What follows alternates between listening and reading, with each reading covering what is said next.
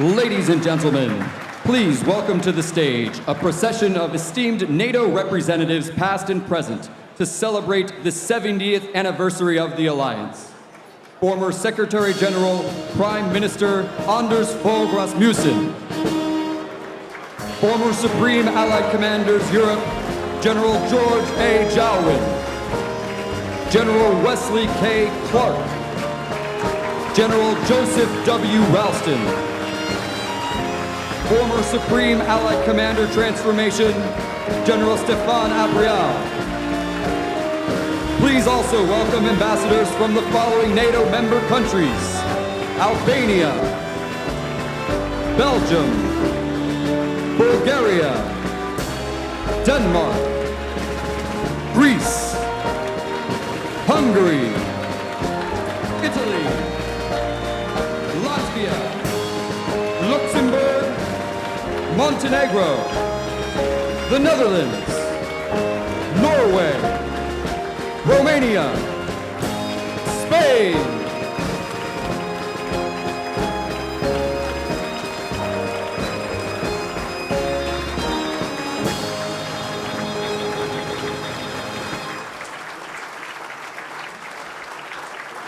Ladies and gentlemen, please welcome to the stage Atlantic Council Executive Chairman Emeritus and former Supreme Allied Commander Europe, General James Jones.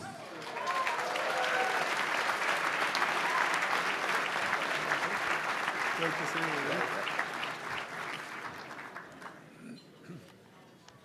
you. Good evening, ladies and gentlemen. It's my not only pleasure but great honor to introduce our first award of the evening, which we will present to NATO for the Alliance's role in ensuring the peace, stability, security, and freedom of Europe and North America for the past 70 years. Before doing so, though, I have the sad task of informing you that one of our great diplomats, one of our great congresswomen, one of our great business leaders, former Congresswoman and Undersecretary of State Ellen Tauscher, passed away last night in California. As many of you know, Ellen was one of NATO's most active advocates. She was a patriot, a politician, a transatlanticist, an Atlantic Council board director, a mentor to many of us here on stage and here in the audience, but above all, a great friend to many of us in the room. I first came to know Ellen when she was a member of Congress from California's 10th District, the seat she held from 1997 until 2009.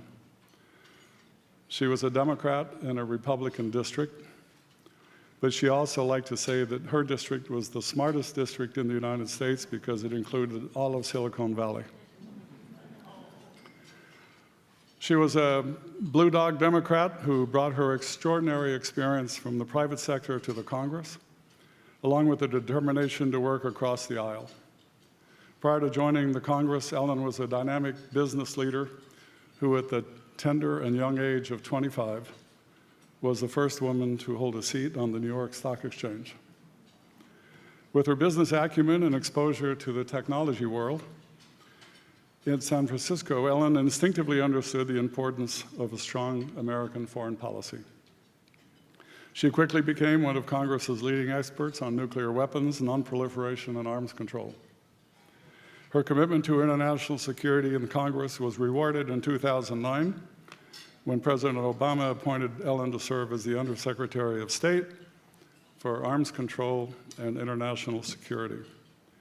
And as Undersecretary of State, Ellen shepherded the difficult negotiations with the Russian Federation on a new START treaty, which was signed and ratified in 2010. It was one of the highlights of my professional career to be able to work with Ellen from the White House on this crowning achievement of the Obama administration's foreign policy.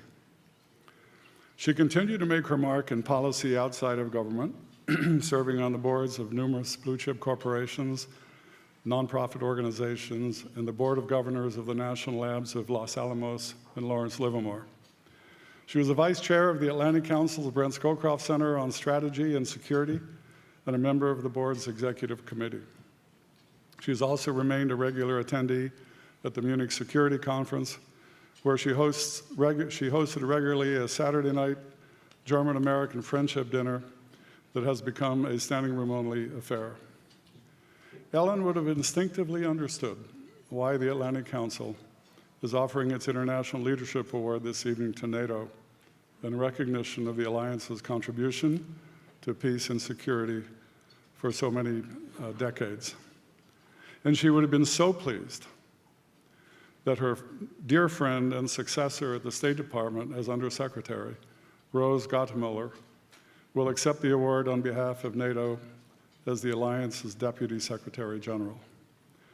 Rose is a friend to many in this room.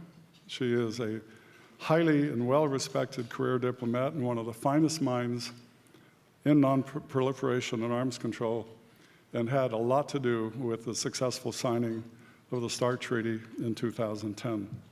She was the principal negotiator day-to-day with her Russian counterparts. She took up her position as Deputy Secretary General of NATO in October of 2016, after serving nearly 5 years as Undersecretary for Arms Control and International Security at the Department of State, where she advised the Secretary and the President on arms control, non-proliferation, and political military affairs. Ladies and gentlemen, I would ask you for a moment of silence in memory of a great American patriot, a great international leader, and a wonderful human being.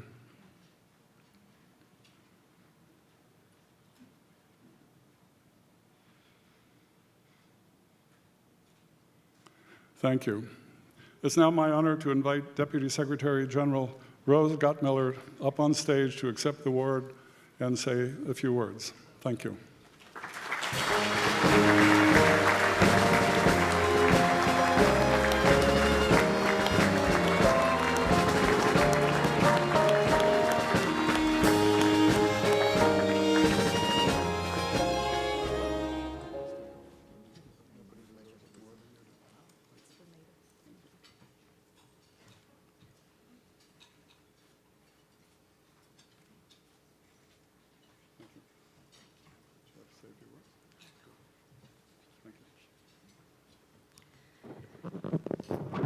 Thank you, Jim, for that very moving tribute to my boss, my mentor, and my friend, Ellen Tauscher. It really hit me in the gut today to hear about this, and I heard many gasps in the audience at the news. She truly was a great American, and we will all miss her, I know. But let me say a few words about what this award means for NATO as well. And I really wanted to thank you, Jim, also for your kind introduction of me. But I must thank you for your lifetime of service and for everything that you have done for NATO and for the defense of our great nation.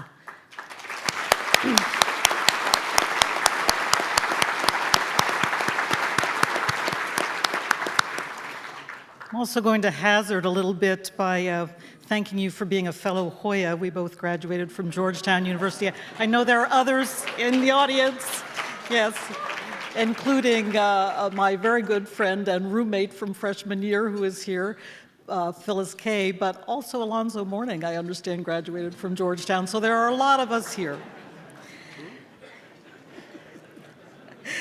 Thank you to Fred, Damon, and the entire team at the Atlantic Council for honoring NATO with this prestigious award in our 70th anniversary year. As you mentioned, Jim, NATO and the Atlantic Council have shared a close bond over the years. We are the offspring of the same visionary founders. One of them was the former U.S. Secretary of State, Dean Acheson. On signing NATO's founding treaty in Washington in 1949, he described his hope that new strength and courage would come to all peoples of the world who seek freedom and peace. And that's what we are celebrating here tonight, freedom and peace, the benefits that 70 years of unprecedented freedom and peace have brought to all of our countries, all of our peoples. NATO is the first international organization to receive this distinguished leadership award in its own right. It is a distinct honor and a fitting testament to the hard work and vision of so many men and women over the years. So it is a particular honor to be joined on stage by representatives of NATO's military command, also the former Secretary General Rasmussen here today, and also representatives of the alliance. That is, so many of the NATO ambassadors have been able to join us here tonight. So we are very, very pleased to have them here on stage. And we're very proud to be recognizing alongside our own award, the other impressive honorees tonight, Adrienne Arsht, Christine Lagarde, and Fred Smith. They are inspiring leaders in the public-private domain, philanthropists. It's a great thing for NATO to be included in their number. I'm here to accept this award on behalf of men and women around the world and down the decades who have helped make NATO what it is today. We are 29, and we hope soon to be 30 allies. Our many partner countries and organizations around the globe also participate in our work and help in our missions. The brave men and women in uniform who serve side by side under the same NATO flag, the thousands of civilians working every day across the alliance to build a better NATO. We have always in mind our nearly 1 billion citizens. For them, the result of our efforts is a safer, stronger, and more prosperous world. So thank you again for recognizing all that NATO has done for deterrence and defense. And just like those visionary leaders who came before us, may we always have the strength and the courage to stand firm for freedom and peace. Thank you for your attention.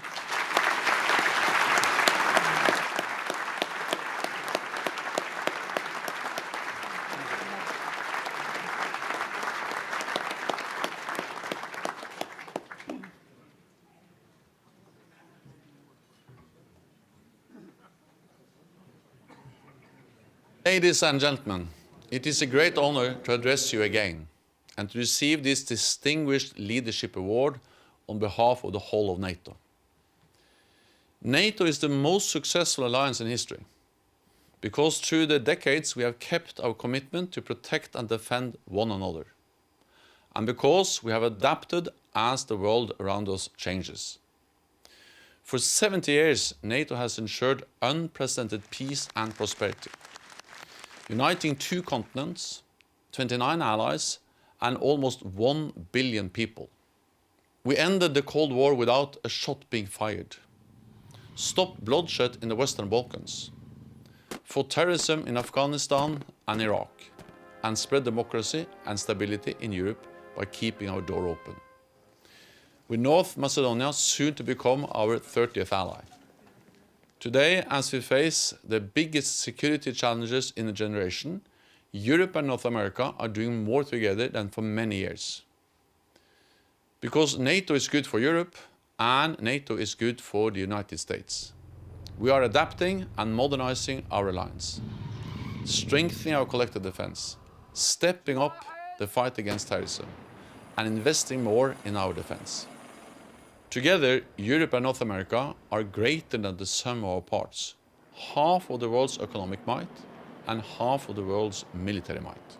When we stand together, we are stronger than any potential challenger, economically, politically, and militarily. We are stronger and safer together. So thank you on behalf of the whole NATO family for honoring us with this prestigious award. With your help, with increased investment and strong political will, NATO will ensure our freedom and security for many more years to come. Thank you very much.